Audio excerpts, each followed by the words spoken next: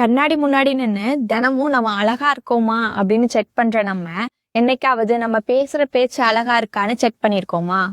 உண்மை என்னன்னா உங்க முகம் மத்தவங்களுக்கு ஒரு அறிமுகம் மட்டும்தான். ஆனா உங்க பேச்சு தான் நீங்க யாருங்கிற முகவரி. நமக்கே தெரியாம நம்ம பண்ற சின்ன சின்ன மிஸ்டேக்ஸ் நம்ம மேல மத்தவங்களுக்கு இருக்கிற இம்ப்ரெஷனை டோட்டலா காலி பண்ணிடும். இதுக்கு பேர் தான் கம்யூனிகேஷன் கில்லர்ஸ். இன்னைக்கு வீடியோல நான் நல்லா தானே பேசுறேன், அப்புறம் ஏன் என்னை யாருக்குமே பிடிக்க மாட்டேதுன்னு நீங்க யோசிச்சா அதுக்கான 7 முக்கியமான ரீசன்ஸ் அண்ட் அதை எப்படி சேஞ்ச் பண்றதுன்ற பத்தி த ஜெஃப் கெல்லர் எழுதின வின்னிங் ஆட்டிடியூட் புக்ல இருந்து தான் இன்னைக்கு பார்க்க போறோம். ஸோ வீடியோவை ஸ்கிப் பண்ணாம பாருங்க.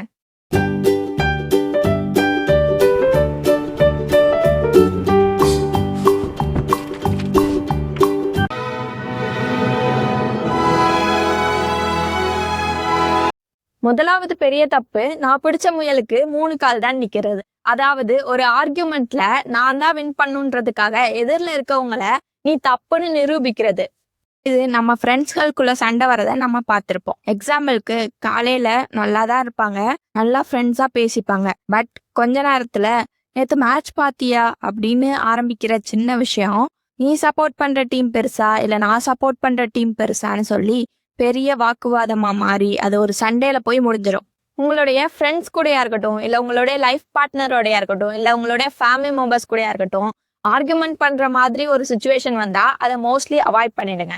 Because you might be right in your logic but wrong in relationship.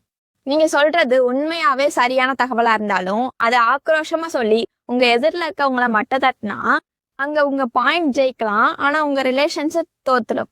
So who is ரைட்டுங்கிறத விட வாட் இஸ் ரைட்டுன்றதுக்கு இம்பார்ட்டன்ஸ் கொடுங்க. தேவையில்லாம மற்றவங்கள ராங்னு ஃபீல் பண்ண வைக்காதீங்க.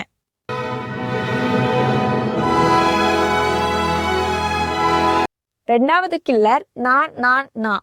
நம்மள நிறைய பேர் பண்ற தப்பு இது. ஒருத்தர்கிட்ட பேசும்போது அவங்க பேச வரதை கவனிக்காம நம்மளை பத்தியே பேசிட்டு இருக்குது. உங்க ஃப்ரெண்ட்ஸ் கேங்ல யாராவது இப்படி ஒருத்தர் இருப்பாங்க. நீங்க போய் கவலையோட எனக்கு தலைவலிக்குதுன்னு சொன்னா உடனே அவங்க ஐயோ எனக்கும் போன வாரம் பயங்கர தலைவலி, அப்போ நான் ஹாஸ்பிட்டல் போனேன் தெரியுமா அப்படின்னு ஆரம்பிச்சு அவங்க கதையை சொல்லுவாங்க. நீங்க சொன்ன விஷயத்த அப்படியே அவங்க பக்கம் திருப்பிடுவாங்க. கடவுள் நமக்கு 2 காது 1 வாய் கொடுத்திருக்காரு. அதாவது நம்ம பேசுறத விட மத்தவங்க பேசுறத 2 மடங்கு அதிகமா கவனிக்கணும். Listen speak ratio should be 2:1. அடுத்த முறை ஒரு கான்வர்சேஷன்ல நீங்க எவ்வளவு நேரம் பேசுறீங்க, உங்க ஆப்போசிட்ல இருக்க பர்சன் எவ்வளவு நேரம் பேசுறாங்கன்றத கவனிங்க. அவங்கள பேச விடுங்க. அப்போதான் அவங்களுக்கு உங்க மேல ஒரு மரியாதை வரும்.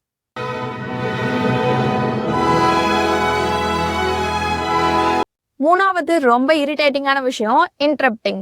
அதாவது அவங்க பேசி முடிக்கிறதுக்கு முன்னாடியே நம்ம உள்ள பூந்து பேசுறது. சில பேர் இருப்பாங்க, அவங்க கிட்ட நம்ம ஒரு ஐடியாவை சொல்ல ஆரம்பிப்போம். நான் என்ன யோசிக்கிறேனான்னு சொல்றதுக்குள்ள ஆமாமா நீ ஊருக்கு போற இல்லைன்னு அவங்களே முடிச்சிடுவாங்க. நம்ம மனசுல என்ன இருக்குன்னு அவங்களுக்கே தெரிஞ்ச மாதிரி பேசுவாங்க. இது அவமரியாதையான ஒரு விஷயம். அடுத்தவங்க பேசிட்டு இருக்கும் போதே உங்க மனசுல பதில் ரெடி பண்ணாதீங்க. அவங்க என்ன சொல்ல வராங்கன்றத முழுசா கவனிங்க.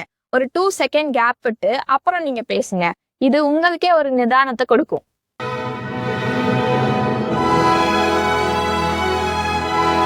Fourth mistake, changing the subject. அதாவது யாராவது நம்ம கிட்ட பேசிட்டு இருக்கும் போது அவங்க பேசிட்டு இருக்க விஷயத்துக்கு சம்பந்தமே இல்லாத ஒரு டாபிக்கா பார்த்து திசை திருப்பி விடுறது. சீரியஸா ஒருத்தர் அவங்க கஷ்டத்தை சொல்லிட்டு இருப்பாங்க. எனக்கு வேலையே கிடைக்க மாட்டேங்குதுடான்னு சொல்லிட்டு இருக்கும் போது நீ நேத்து மேட்ச் பாத்தியா அப்படின்னு கேட்டா அவங்களுக்கு எப்படி இருக்கும்?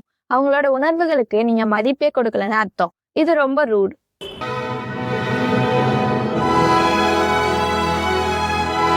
அடுத்து எப்ப பார்த்தாலும் புலம்புறது. இந்த ஊர் சரியில்லை, என் வேலை சரியில்லை, என் கூட இருக்கவங்க சரியில்லை, எங்க ரிலேட்டிவ்ஸ் சரியில்லைன்னு ஒரு கம்ப்ளைண்ட் பாக்ஸாவே இருக்கிறது.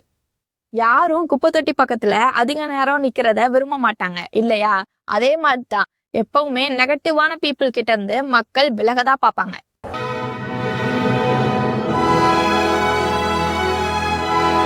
ஆறாவது விஷயம், இது நம்ம எல்லாருமே பண்ற, குறிப்பா நம்ம ஜெனரேஷன் பண்ற மிகப்பெரிய தப்பு.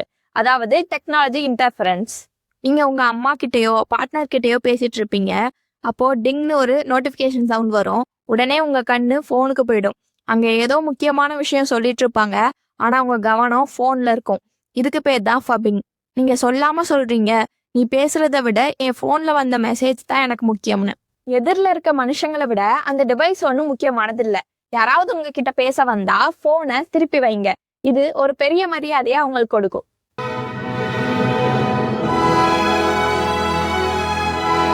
கடைசியா 7வது மிஸ்டேக், இது பெரும்பாலும் ஃபங்க்ஷன்ஸ்ல நடக்கிறத பார்த்திருப்போம். யாராவது ஒரு பர்சன் உங்ககிட்ட பேசிட்டு இருப்பாங்க, ஆனா அவங்க கண்ணெல்லாம் யாராவது இம்பார்ட்டன்டான பர்சன்ஸ் வராங்களான்னு தேடிக்கிட்டே இருக்கும். இல்ல அப்பயே இடையில இம்பார்ட்டன்ட் பர்சன் வந்துட்டாங்கன்னா உங்ககிட்ட பேசிட்டு இருந்த கான்வர்சேஷனை பாதியிலே நிறுத்திட்டு அவங்க கூட பேச போயிடுவாங்க. இது எதிரில இருக்கவங்கள பெரிய அவமரியாதைக்கு உட்படுத்துற மாதிரியான ஒரு விஷயம். நீங்க யார் கூட பேசுறீங்களோ அந்த நிமிஷம் அவங்க தான் உலகத்திலே முக்கியமான நபர் மாதிரி அவங்கள ஃபீல் பண்ண வைங்க.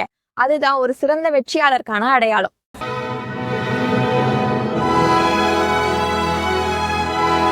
ஸோ ஃப்ரெண்ட்ஸ், பீப்புள் நீங்க என்ன பேசுனீங்கன்றத மறந்துடுவாங்க, நீங்க என்ன செஞ்சீங்கன்றத கூட மறந்துடுவாங்க. ஆனா உங்களால அவங்க மனசுல என்ன ஃபீலிங் வந்துச்சோ அதை மறக்கவே மாட்டாங்க. அடுத்த முறை உங்க அம்மா, அப்பா, ஃப்ரெண்ட்ஸ், லைஃப் பார்ட்னர் ஆர் யாராவது உங்ககிட்ட பேச வந்தா அந்த 2 நிமிஷம் உலகத்தையே மறந்துட்டு அவங்க முகத்தை பார்த்து பேசுங்க. இந்த சின்ன செயல் உங்களுடைய ரிலேஷன்ஷிப்ல பெரிய மேஜிக்கை ஏற்படுத்தும். இன்னைக்கு பார்த்த இந்த 7 மிஸ்டேக்ஸ்ல எந்த மிஸ்டேக் நீங்க அதிகமா இவ்வளவு நாள் பண்ணிட்டு இருந்தீங்க, ஆர் மற்றவங்க உங்ககிட்ட பண்ண இந்த கம்யூனிகேஷன் மிஸ்டேக்ஸ்ல எது ரொம்ப இரிட்டேட்டடா இருந்தது உங்களுக்கு அப்படின்றத கமெண்ட் செக்ஷன்ல சொல்லுங்க. உங்களை நீங்களே செதுக்கிக்க இந்த மாதிரி நிறைய யூஸ்ஃபுல்லான கண்டென்ட்ஸ் ஃப்ரம் புக்ல இருந்து தெரிஞ்சுக்க மதுமிதா டாக்ஸ் சேனலை சப்ஸ்கிரைப் பண்ணி வச்சுக்கோங்க. உங்க ஃப்ரெண்ட்ஸ்ல நிறைய பேர் இந்த கம்யூனிகேஷன் மிஸ்டேக்ஸ் பண்ணக்கூடியவங்க இருக்காங்களா? அப்ப இந்த வீடியோவை உங்க ஃப்ரெண்ட்ஸ் குரூப்க்கு ஷேர் பண்ணுங்க. இந்த வீடியோ உங்களுக்கு யூஸ்ஃபுல்லா இருந்தா மறக்காம லைக் பண்ணுங்க. இன்றைய நாள் இனிய நாளாக அமையட்டும். Be a good listener and a great connector. Next வீடியோல பார்க்கலாம். Tata, bye bye. I won't look back ever again.